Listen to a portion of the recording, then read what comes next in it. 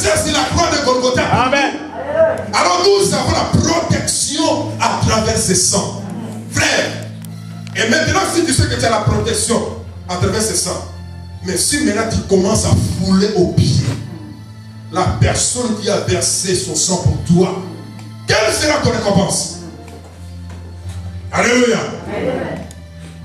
Par nos comportements, par nos péchés, par nos habitudes, nous foulons au pied Jésus de Nazareth.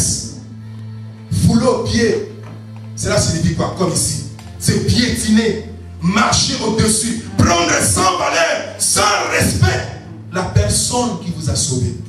Frère, il y a beaucoup d'enfants de Dieu dans les assemblées, ils prennent Jésus sans valeur. Ils piétinent Jésus. Je n'ai pas besoin de toi. Alléluia. Toi, tu as besoin de la guérison. Tu viens dans l'assemblée, tu commences à piétiner Jésus. Est-ce que toi, tu crois que Jésus te bénira? Alléluia. Amen. Tu as besoin de quelque chose, c'est votre présent ici. C'est votre mère ici à Strasbourg. Et tu parles mal de votre mère. Est-ce qu'il va te recevoir favorablement? Non. Tu critiques votre mère ici. Est-ce qu'il va te recevoir favorablement? Et c'est comme ça que beaucoup de chrétiens, ils viennent dans les assemblées. Ils cherchent quelque chose auprès de Dieu. Ils veulent la bénédiction.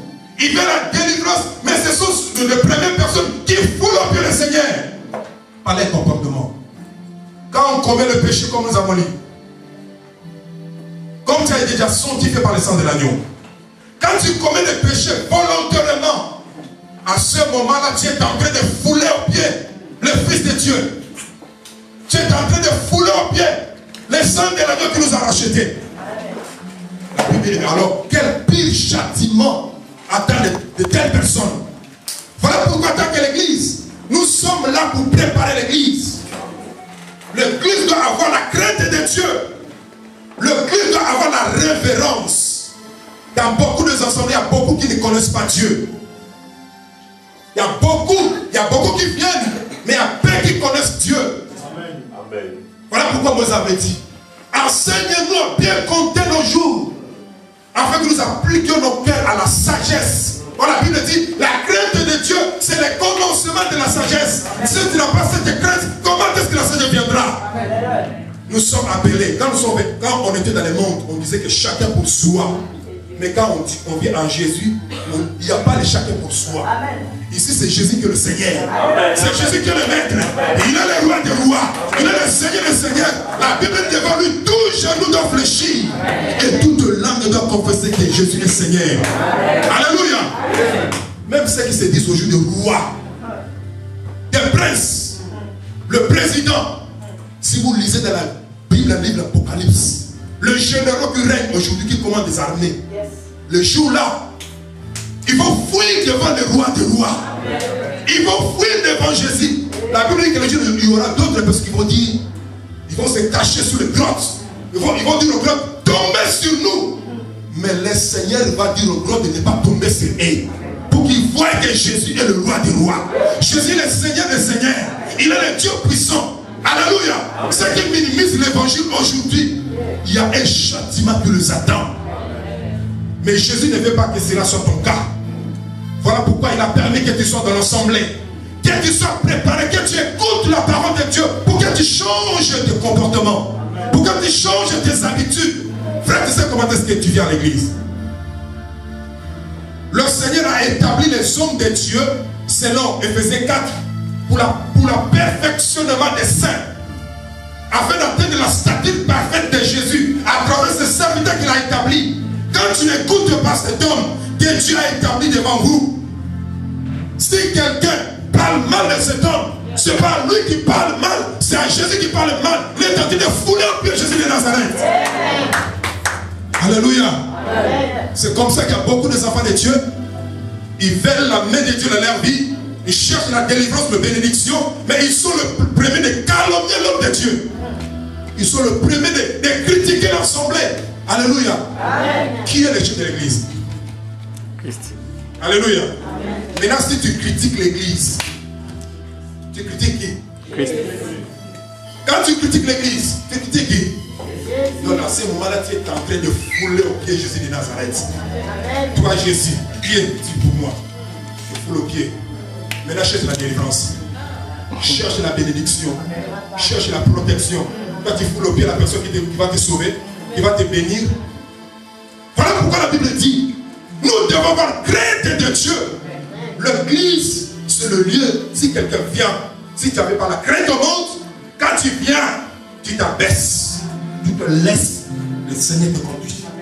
Que Jésus t'élève quand tu t'abaisses. Alléluia.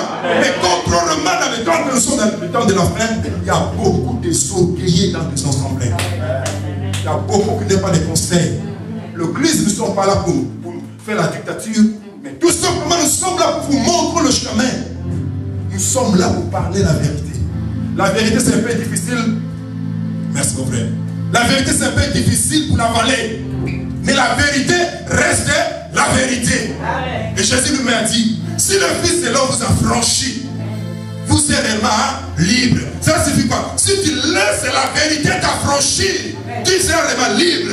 Même si ça choque un peu, ça ne fait pas bien, ça dérange un peu. Mais laisser la vérité te déranger, ça te fera du bien. Amen. Alléluia. Amen. Il y a une seule personne qui peut te coincer, il te fera du bien.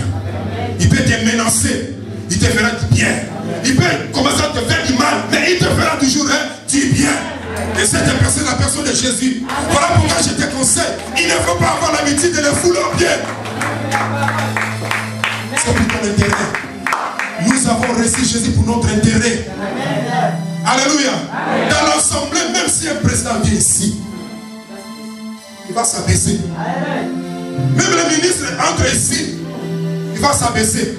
Ici, ce n'est pas le ministre qui est le roi ici. Ce n'est pas le ministre qui est le chef ici. Ce n'est pas le président qui est le chef ici. Mais c'est Jésus qui est le roi des rois ici. C'est lui qui est le roi des hommes, le roi des esprits. Alléluia. Jésus nous a établis pour le servir. Nous lisons la Bible. Il a fait de nous un royaume de sacrificateurs. Toute personne qui a reçu Jésus doit le servir. Est-ce que c'est dit Jésus?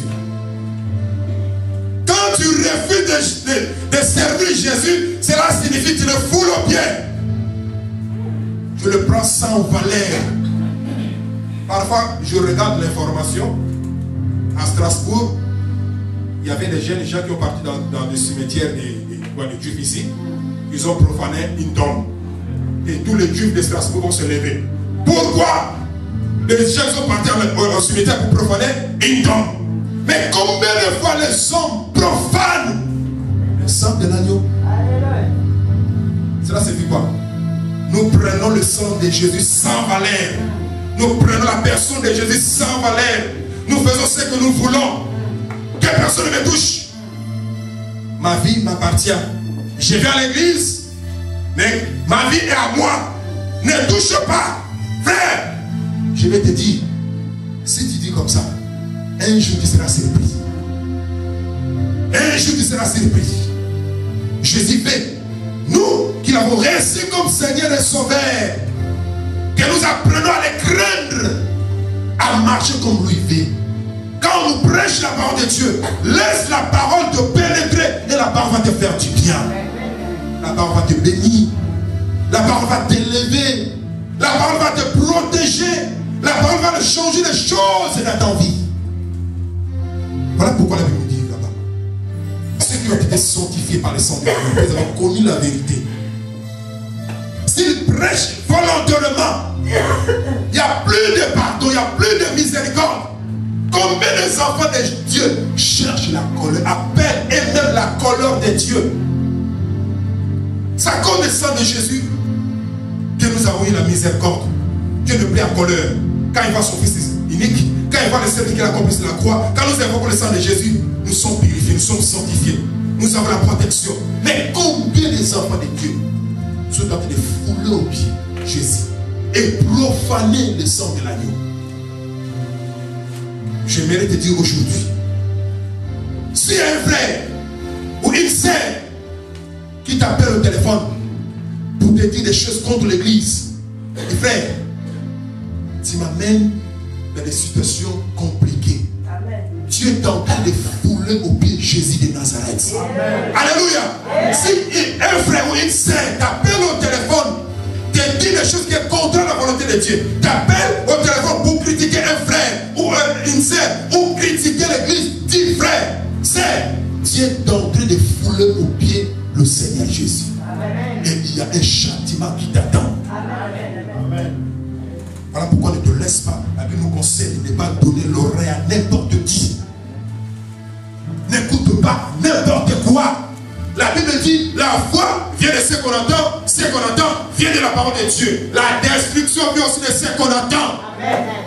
Ce qu'on entend vient de la parole du diable. Amen. Le diable a ses émissaires, il a ses enfants, ils sont servis du diable pour détruire l'ensemble. Et nous sommes là, en tant que des hommes de Dieu, pour parler, pour rappeler à l'église ce qui est écrit, ainsi dit l'Éternel.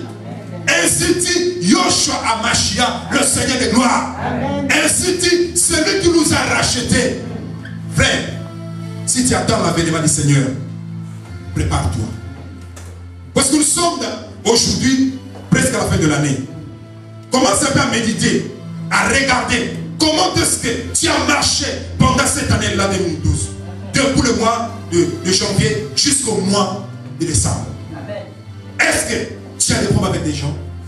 Est-ce que tu as critiqué l'assemblée? Tu as commis des torts? Est-ce que tu as bien servi le Seigneur? Examine-toi maintenant. Parce que nous sommes à la fin. Qui connaît ce qui arrivera demain? Personne. Nous attendons la fin du monde. La fin du monde, c'est une réalité. La fin du monde, c'est une réalité. Il y a une secte, je ne sais pas si c'est du Mexique ou du Brésil. Ils ont dit que le monde allait périr le 21 décembre. Mais la Bible ne nous enseigne pas ça. La Bible dit que Jésus révèle le jour que personne ne connaît. Personne ne connaît ni l'heure, ni le jour. Il viendra comme un voleur.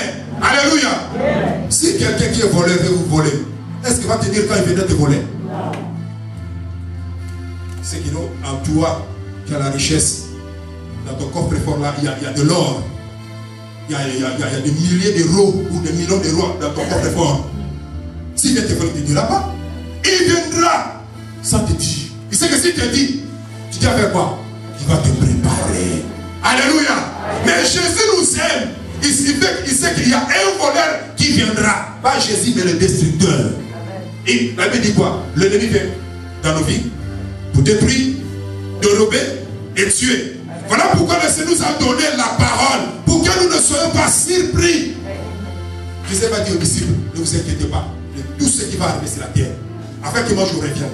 Vous allez voir des guerres, des inondations, des familles, des problèmes. Mais que ça ne vous trouble pas. C'était une prophétie que Dieu fait dans notre temps. Ce n'était pas pour le temps des disciples, c'est dans notre temps. C'est le temps de la fin que Jésus avait prophétisé. Il y a beaucoup de chrétiens, ils abandonnent la foi à cause des circonstances. Il y a d'autres qui disent, si Dieu est amour, comment est-ce que Dieu peut permettre qu'il y ait des inondations, qu'il y ait des tremblements de terre, qu'il y ait des guerres? Si tous les Africains disent, si le Seigneur nous aime, pourquoi il y a des guerres, tant de guerres comme ça? Il y a des gens qui meurent, mais Jésus l'a déjà prédit.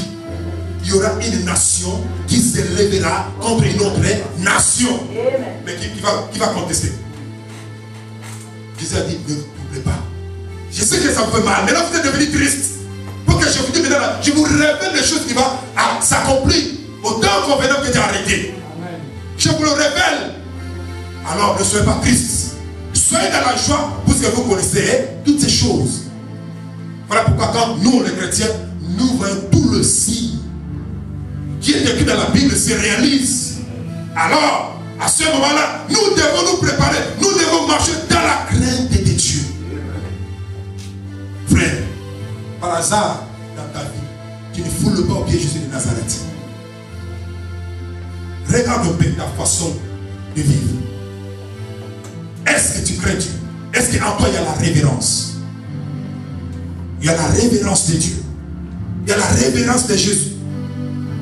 Est-ce que tu te consacres pour l'œuvre du Seigneur? Pose-toi la question. Nous sommes à la fin de l'année. Pose-toi la question. Tu dois faire un bilan de ta vie. Depuis le mois de janvier jusqu'au mois de décembre. Est-ce que tu as fait un progrès? Ou tu as déjà fait un recul? Pose-toi les questions. Tu as fait un progrès. Parce que Dieu fait quoi? Que nous travaillons de mieux en mieux. Que nous irons toujours de l'avant, que nous progressions. C'est ça la volonté de Dieu pour l'ensemble, pour la vie de tout et chacun de nous. Est-ce que tu progresses? Pose-toi la question. Est-ce que tu progresses?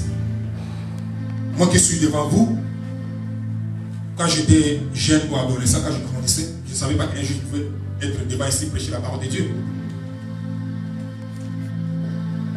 C'est Dieu qui a voulu que cela soit ainsi. Je obéis à la voix du Seigneur. Je devais m'humilier que le Seigneur se lève, se croisse. Voilà pourquoi je suis là devant vous. Et Dieu veut que tout chrétien progresse. Que tout chrétien aille de l'avant. Quand la Bible nous dit que nous devons atteindre la stature parfaite de Christ, cela signifie quoi? Quand tu viens à l'église, bébé spirituel, il faut qu'il y ait un progrès. Il faut grandir. Il faut avoir la connaissance.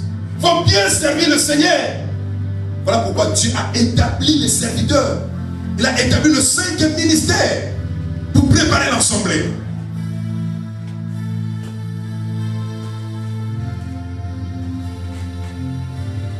Nous allons lire Hébreux 12.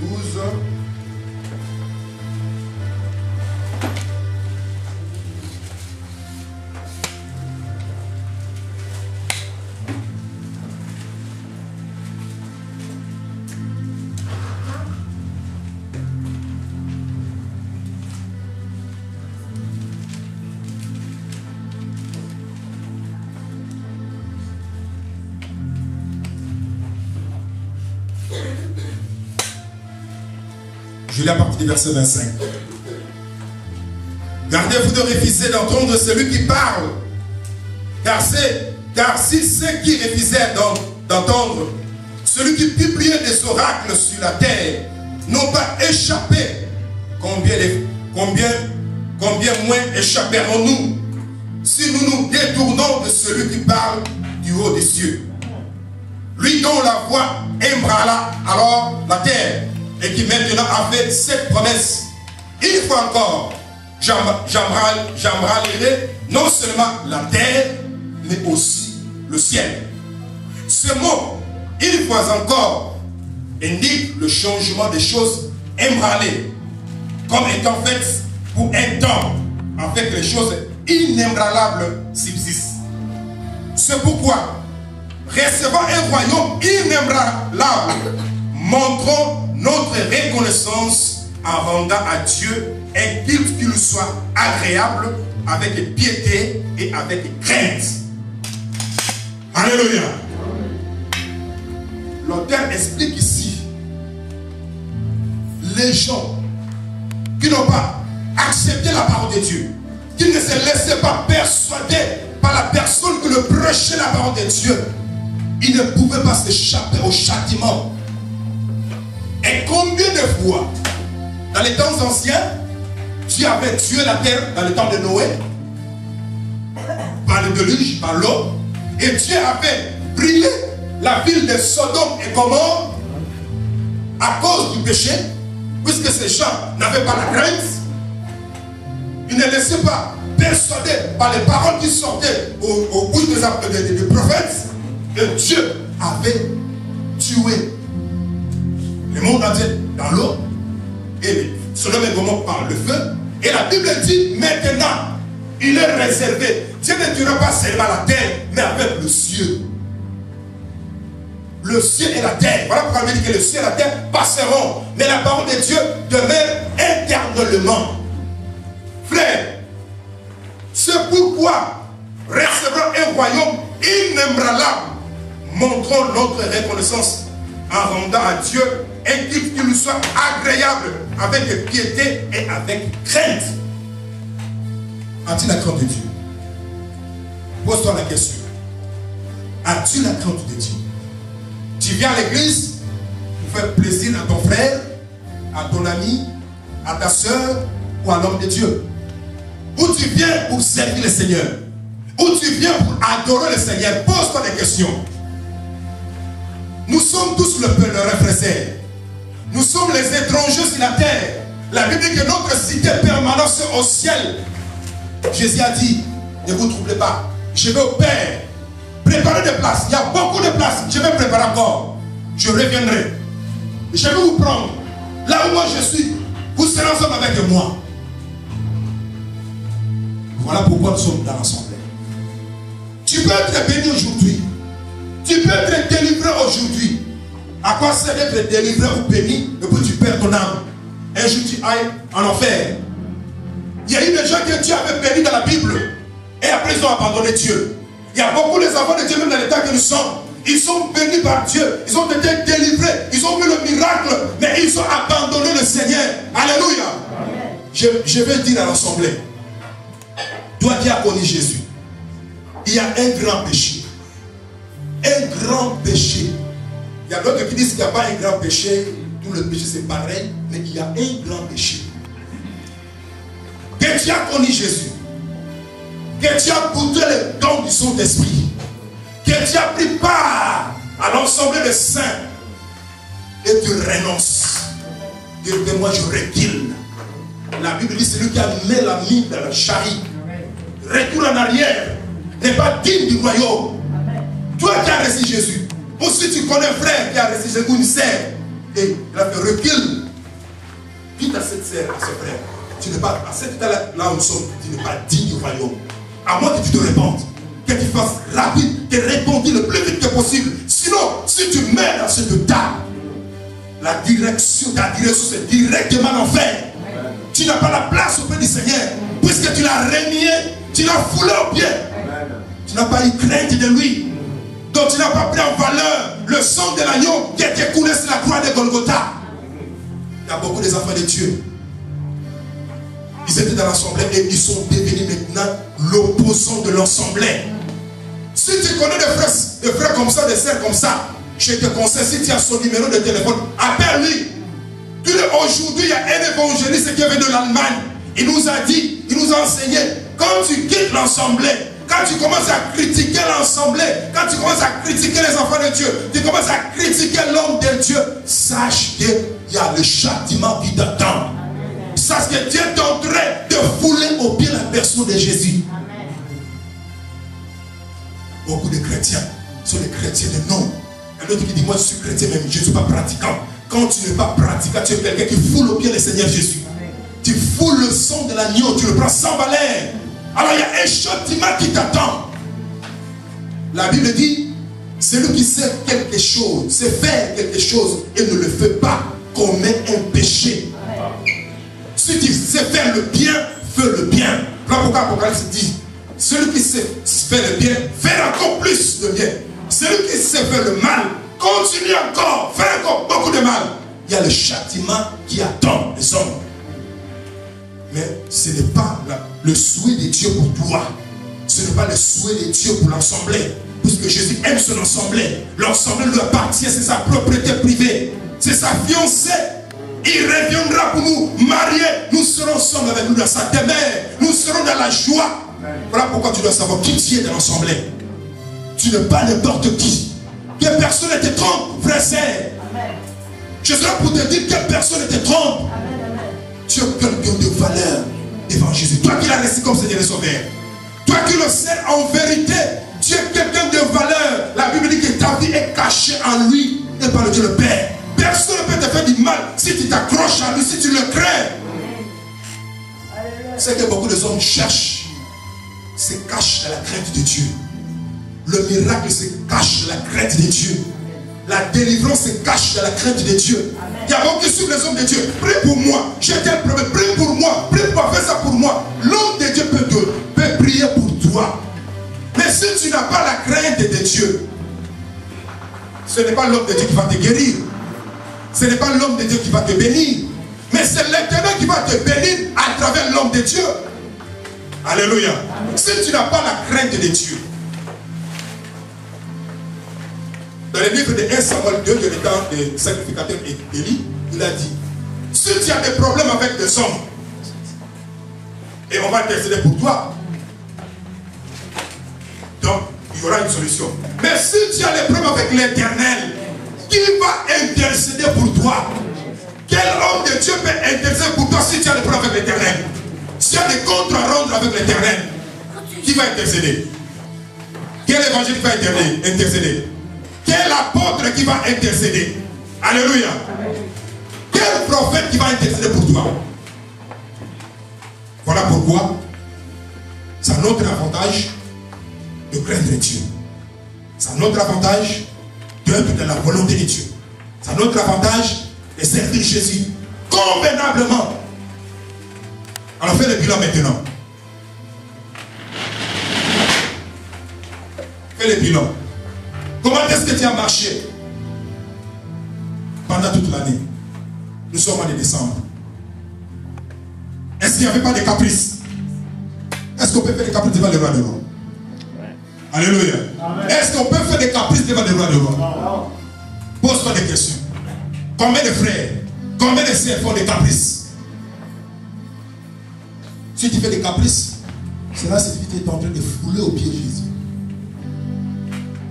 Quand tu es orgueilleux, tu es en train de fouler au pied de Jésus. Quand on te dit, venons, on va aller à la répétition pour chanter. Quand tu refuses, tu es en train de fouler au pied de Jésus. Il y a une fête quelque part, où il y a une réunion à l'église, tu préfères aller dans une fête qui est rassemblée. Tu es en train de fouler au pied de Jésus. Les gens aiment de fêtes. Les gens aiment de voyage. Quand tu abandonnes l'œuvre du Seigneur pour quelque chose d'inutile, tu es en train de fouler au pied de Jésus. Voilà pourquoi le Seigneur veut aujourd'hui que nous changeons notre façon de travailler, notre façon de s'attacher à l'Éternel, notre façon de se prosterner. Notre personne vient dans l'assemblée, on est en train de se prosterner, on est en train d'adorer, il regarde.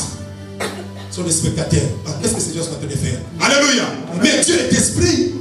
Il faut que ceux qui l'adorent en esprit et en vérité. Tu n'as pas besoin de regarder. Connais ton Dieu, serre-le, prosterne-toi. Au moment de l'adoration, il y a des miracles qui passent. Au moment de l'adoration, Dieu délivre. Au moment de l'adoration, Dieu guérit. Au moment de l'adoration, Dieu console. Dieu change les choses à ce moment-là. Et c'est le moment que beaucoup de gens ne comprennent pas, n'aiment pas. Et le diable est en train d'aveugler beaucoup de personnes afin qu'ils ne comprennent pas. Je vais parler beaucoup, mais je vais m'arrêter ici. Toi qui as connu Jésus, je te conseille de ne pas profaner le sang de Jésus. De ne pas fouler aux pieds. C'est par manque de connaissance que beaucoup foulent aux pieds Jésus. C'est manque de connaissance que beaucoup profanent le sang de l'agneau. Ils prennent le sang de Jésus sans valeur, sans considération. Mais Dieu nous dit aujourd'hui, parce que par la grâce de Dieu, si nous allons entrer dans l'année nouvelle, et notre façon de servir Dieu dans l'année qui vient soit différente par rapport à ce que nous avons servi aujourd'hui, ou l'année 2012. On va se mettre debout.